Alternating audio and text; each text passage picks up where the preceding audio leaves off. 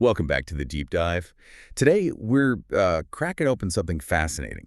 It's not a financial report, not a technical manual, but it might be, it might just be the most effective instructional design document we've looked at all year. It really might be. We are arriving into the teaching script for an English language program called Speak English With Me, specifically their module on English conversation for daily life. Yeah, and when you first hear that title, you might think, oh, okay, basic language lessons. But that's not what this is. What we have here is really a blueprint for creating content that gets immediate, measurable results. A blueprint, I like that. Yeah, it's an exercise in prioritizing the maximum utility for the lowest amount of mental strain on the learner. Absolutely.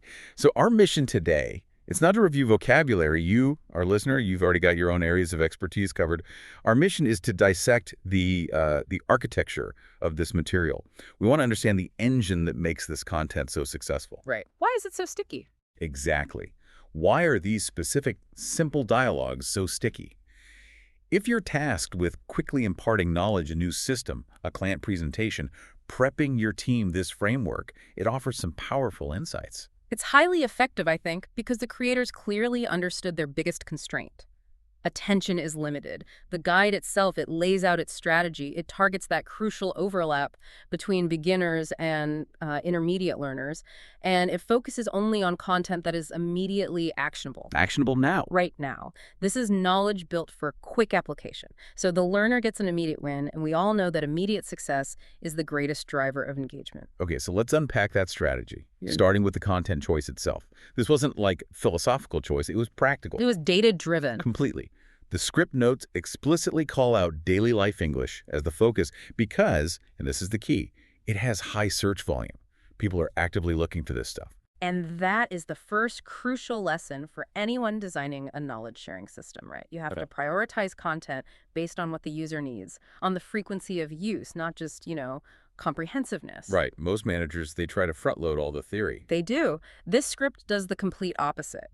They're teaching a high-frequency, high-value scenario first. They don't start with complex grammar. They start with the immediate, crucial need to just open a conversation. And the design objective, it's stated so plainly in the guide. The content has to be easy to understand. And that simplicity has to lead directly to high retention. And they link that retention directly to success metrics. Yeah, like growing subscribers, boosting engagement. The whole model is built on the simplicity of the delivery. It completely reframes what simplicity means. It's not a limitation. It's a strategic guarantee. If the learner retains the info, they succeed immediately. That success brings them back for more. This material is basically architected to guarantee a tiny repeatable victory every day. It's brilliant. It really is. And if you look at the flow of the script, it deliberately mirrors the flow of a productive day. They move from morning greetings to daily reflection, planning, and critically handling communication gaps. Okay, that brings us right to section 2, establishing those foundational exchanges. Let's start with conversation 1, the morning start. It is the absolute simplest exchange possible, yet it's probably the one with the highest frequency in daily life. I think we often overlook the brilliance of designing for foundational security. It's almost like a psychological warm-up. So walk us through that exchange. What does it sound like? It's very simple. Speaker A kicks it off.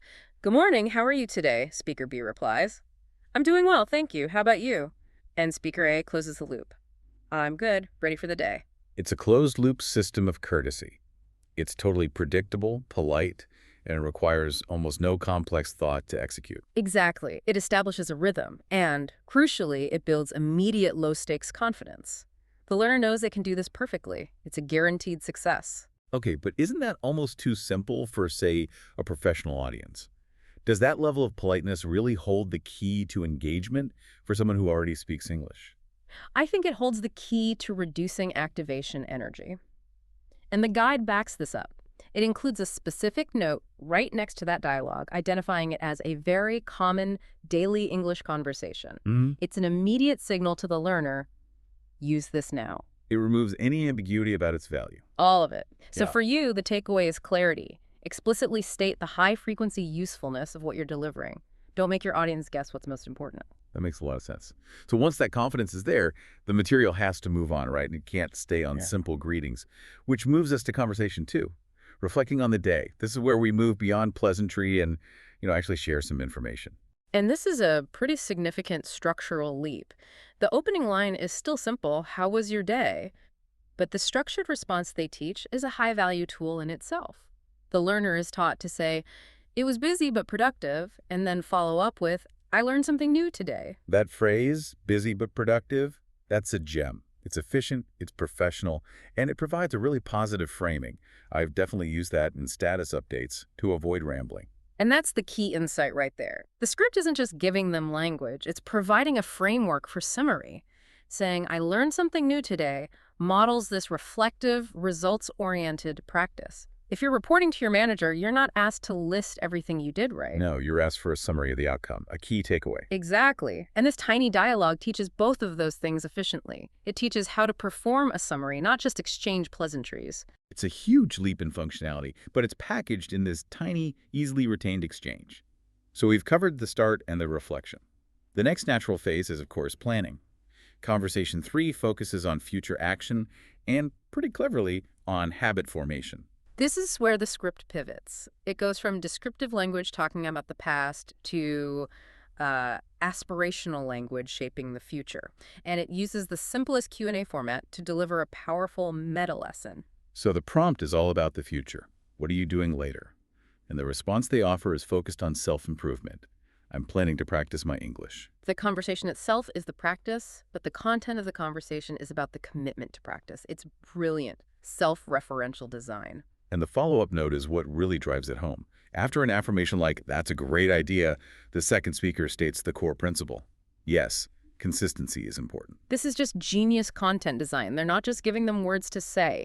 They're embedding a core principle of success, consistency, right into the dialogue they're practicing. So it connects the simple conversation to a growth mindset. Right. The learner is practicing English and, at the same time, internalizing a fundamental principle of effective learning.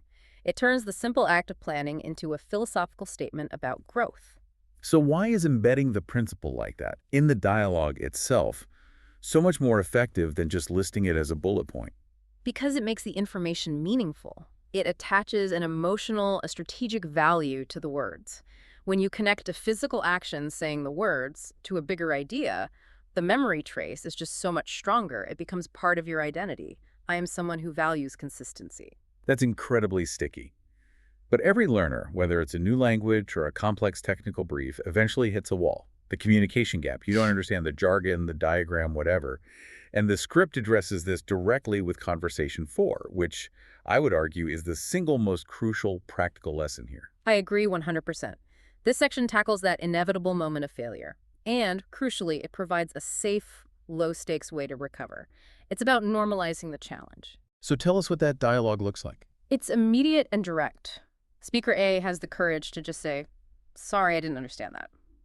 Speaker B immediately de-escalates. "No problem, let me explain again." Yeah. And Speaker A provides the closure. "Thank you, I appreciate it." It's complete resolution model. I remember an early meeting in my career where I was just too embarrassed to ask someone to repeat a term. I spent the next half hour totally lost because I didn't have that simple script. That's the power of this design. It provides the language to manage the friction of misunderstanding without embarrassment. It gives the learner the exact phrases needed to pause, request clarification, and express gratitude. So it makes asking for help an active professional response, not a failure. Exactly. And this is where the guide steps in again with an explicit teaching moment that, it validates the learner's mindset. The note that follows the dialogue says, "Remember, it's okay to ask again. That's how you learn." That one statement is the psychological safety net. It removes the pressure to be perfect and replaces it with a positive directive. If you're learning, you must ask questions. It's fundamentally about empowerment. It shifts the goal from don't make mistakes to make mistakes, but recover and learn from them by asking.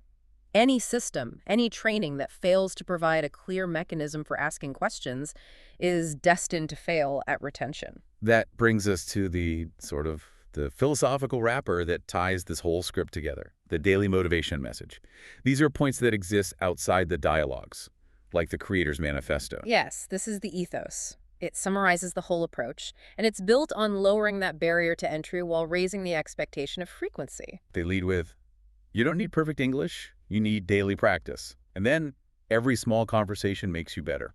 It's an explicit instruction to decrease the standard of performance while drastically increasing the frequency of effort. It's focusing entirely on process over the outcome. Right, over outcome. By emphasizing small conversations, they keep that barrier to entry really low, which ensures the learner keeps coming back. If the task is small, the chance of daily engagement is nearly 100%. And the final promise, the ultimate payoff, is tied directly to this consistency. They conclude the message with, "Speak a little every day, and your confidence will grow." And that is the summation of the entire strategy. The content provides immediate utility. The morning greeting, it encourages long-term growth. The consistency plan, it normalizes challenges. The combined effect of all these small, repeatable wins is the growth of confidence. They aren't just selling vocabulary, they're selling self-assurance through structured, repeatable practice. So what does this all mean for us? Whether you're a learner, a leader, a presenter, this deep dive provides a clear blueprint. Start simple with high-frequency scenarios. Integrate growth principles like consistency right into the action. And maybe most importantly, normalize asking for clarification. Those are the elements that create knowledge that really sticks. Yeah, this framework teaches us how to communicate effectively under pressure.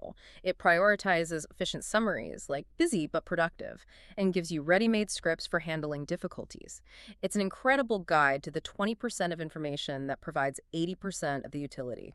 It's about building that foundational confidence before you even try to tackle advanced complexity. You have to nail the simple stuff first. Absolutely. So here's a final provocative thought for you to chew on and maybe apply this week. If this structure works so powerfully for learning a language, consider applying its core elements to how you prepare for your own day or for your next high-stakes presentation. That's interesting. So, give us an example. Well, can you structure your morning prep around a simple Q&A? Instead of just reviewing a to-do list, ask yourself, what is my key objective today? The structured response might be something like, my objective is complex but manageable, and I must clarify the budget by noon.